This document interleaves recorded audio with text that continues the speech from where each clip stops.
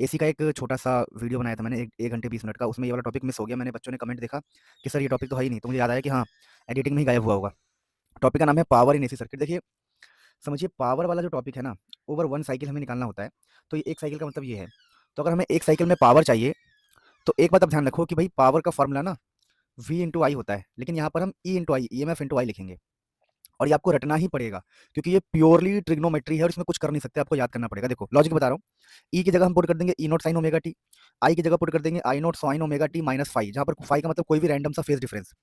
वैसे तो करंट का फॉर्मूला क्या होता है, I naught sine omega T, लेकिन हमें नहीं पता ना कि ये कैपेसिटिव है कि भाई आपका इंडक्टिव है, कौन सा है। तो हमने अगर मान लो ये इंडक्टिव होता तो आप लिख देते minus pi by two, capacitive होता तो आप लिख देते प्लस का पाई बाई टू, लेकिन कोई भी रैंडम है तो हमें पाई बाई टू है कितना है हमें पता ही नहीं, तो हमने रैंडमली फाई लिख दिया कि ये दुनिया जहान सबके लिए हो सकता है ना, तो हमने यहाँ पर फाई लगा दिया है बस। तो हमने करंट को लिया है I naught sine omega T phi. अब देखिए ई नॉट आई नॉट को बाहर ले लिया, sine omega T minus phi को इकट्ठे लिख दिया। अब मैंने ट्रिग्नोमेट्री की प्रॉपर्टीज लगाने के लिए 2 से मल्टीप्लाई 2 से डिवाइड करके प्रॉपर्टी लगा दिया हमने, 2 sine Y 2 sine X sine Y, 2 sine X sine Y लगा के सॉल्व किया तो हमें ये मिल जाएगा। अब जैसे ही हमें ये मिल जाएगा, तो ये जो नीचे 2 है इसको अलग कर लेंगे, 2 को लिख देंगे रूट टू दो बार लिख देंगे, तो ये बन जाएगा E naught by root two, E naught by root two, क्योंकि आपको पता होगा हम 2 को लिख सकते हैं रूट टू, समझे। तो 2 को हम रूट टू लिख सकते हैं इजीली। आ जाओ भाई आ जाओ, 2 को हम रूट टू लिख सकते हैं इजीली। 2 मिनट का टाइम दो। तो यहाँ पे क्या होगा कि रूट टू हो जाएगा और ये वाला टर्म ना जीरो हो जाता है। It is a time dependent, so over 1 cycle it is value becomes zero. इसकी वैल्यू जीरो हो जाती है, तो यहाँ बचेगा हमारे पास कॉस फाई। तो ये कॉस फाई, ये E naught by root two, I naught by root two, E naught by root two को ई आर एम एस बोलेंगे, I naught by root two को आई आर एम एस बोलेंगे। देखो ये आपको याद ही करना पड़ेगा, इसके अलावा और कोई तरीका नहीं है, क्योंकि ये प्योरली ट्रिग्नोमेट्री वाला टर्म होता है। अरे बच्चों, अगला जो टॉपिक है ये है drive the expression for secondary and primary voltage in terms of number of turns in two coils. देखिए बेसिकली अभी हम ट्रांसफार्मर की बात कर रहे हैं, ठीक है। तो मैं यहाँ हेडिंग आपको बता दूं कि ऐसा ही लिखा है एग्जाम में, कुछ भी लिखा सकता है, सीधा ट्रांसफार्मर भी लिखा सकता है। तो अभी हम मान के चलिए कि हम ट्रांसफार्मर की बात कर रहे हैं दोस्तों। तो अभी हम बात करेंगे ट्रांसफार्मर की दोस्तों। तो प्यारे बच्चों, जो ट्रांसफार्मर है वो बेसिकली कैसा होता है मैं आपको बताऊं कि अब मैं आपको ना पहले सिंपल भाषा में बताऊं कि स्टेप अप स्टेप डाउन क्या है, ये सब चीज़ें चलो बताता हूं मैं। इस डायग्राम को आप देखोगे तो आपको समझ में ही नहीं आएगा। मैं आपको ईजी डायग्राम से समझाता हूँ। देखिए मैं काम करता हूँ, मैं फटाफट एक अलग सा पेज लेता हूँ। देखिए मैं आपको ईजी भाषा में समझाता हूँ। देखो हमारे पास ये एक ट्रांसफार्मर होगा, मैं बता रहा हूँ कैसा सेटअप है हमारा। तो बस देखते रहो आप, मजा आएगा। ट्रांसफार्मर क्या होता है, यहाँ पर मैंने कॉइल ऐसे कॉइलिंग कर रखी है, और यहाँ से कोई मैं एसी सोर्स का इनपुट ले सकता हूँ यहाँ से ईजिली। हमने यहाँ से एसी सोर्स का इनपुट ले लेंगे इसके अंदर, कोई प्रॉब्लम नहीं है। और यहाँ भी मैं ऐसे कॉइलिंग करूँगा इसकी। अब देखो इसको N1 बोलूँगा नंबर ऑफ टर्न्स, इसको बोलूँगा N2। अब देखिए ये ट्रांसफार्मर जो है, यही मेरा स्टेप अप कहलाएगा, स्टेप अप, और यही मेरा स्टेप डाउन कहलाएगा, स्टेप डाउन। सर दोनों में फ़र्क है, दोनों में फ़र्क क्या है? अगर आपका N2 की वैल्यू N1 से बड़ा है, तो ये जो डायग्राम है स्टेप अप ट्रांसफार्मर कहलाएगा।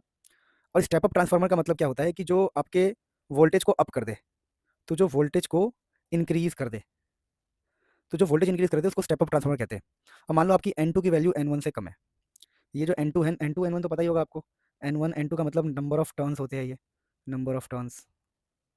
तो हमारे जो टर्न्स है, जो हम टर्न्स की बात कर रहे हैं, ये जो टर्न्स है हमारे N1 N2 जो हमारे टर्न्स है, इसकी बातें कर रहे हैं। अगर N2 की वैल्यू कम है तो स्टेप डाउन, यहाँ पर वोल्टेज आपका कम हो जाएगा, वोल्टेज आपका डिक्रीज़ हो जाएगा। तो स्टेप डाउन ट्रांसफार्मर वोल्टेज को डिक्रीज़ कर देता है। तो क्वेश्चन यही है कि derive the expression for the secondary to primary voltage, derive the expression for the ratio, यहाँ पर रेशियो आएगा लिखा हुआ, पर ऐसे सिंपल भी लिखा है, ratio of secondary to primary voltage in terms of number of turns.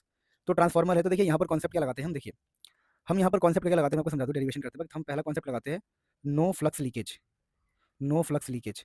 हम फ्लक्स लीकेज नहीं मानते हैं। अगर फ्लक्स लीकेज नहीं है तो क्या होगा, देखिए जितना भी फ्लक्स इस यहाँ पर होगा वो पूरा यहाँ पर मिलेगा हमें, तो यहाँ यहाँ का फ्लक्स सेम होगा। तो मान लीजिए अगर कोई कोयल है, तो कोयल में ईएमएफ का फॉर्मूला क्या होता है, तो हम बोलते हैं E1, चलो तो होता है minus d phi by d t. ये तो आपने पढ़ा होगा फैराडेज लॉ। फैराडेज लॉ क्या कहता है कि EMF is equal to minus N d phi by d t. तो यही फॉर्मूला हम इस्तेमाल करेंगे। देखिए तो अगर हम प्राइमरी, इसका नाम देते हैं हम प्राइमरी, पहले वाले को प्राइमरी, दूसरे वाले को सेकेंडरी।